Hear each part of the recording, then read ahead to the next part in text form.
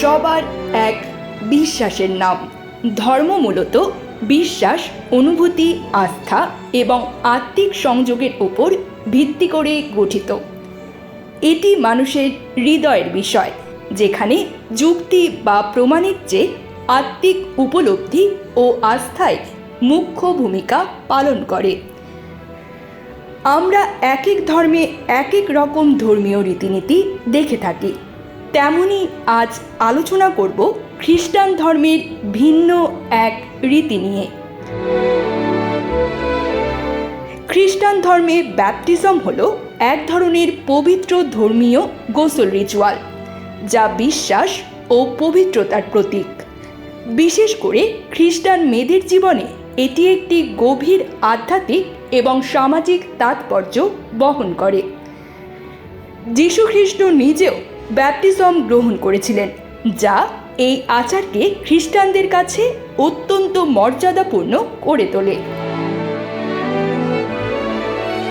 কেন ব্যাপটিজম করা হয়?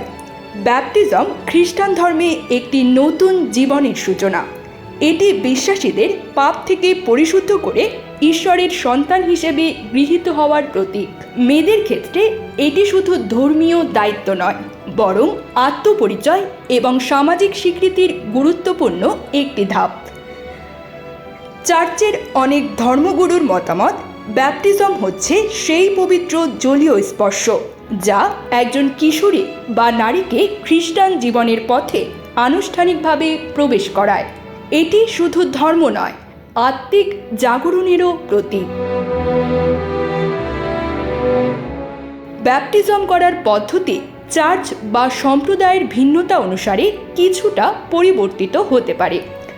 সাধারণত তিনটি পদ্ধতি দেখা যায়।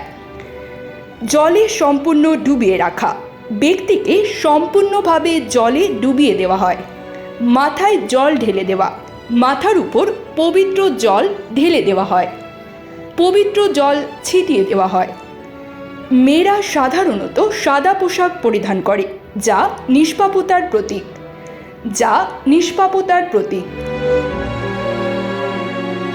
যাজক বাইবেল পাঠ ও প্রার্থনার মাধ্যমে অনুষ্ঠান শুরু করেন এবং এরপর ব্যাপটিজমের জল প্রয়োগ করেন।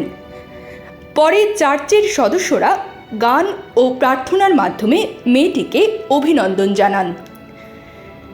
ব্যাপটিজম খ্রিস্টান ধর্মে একটি অত্যন্ত গুরুত্বপূর্ণ ধর্মীয় অনুশাসন হলেও এটি গ্রহণ বাধ্যতামূলক কিনা তার সম্প্রদায় ভেদে ভিন্ন হতে পারে।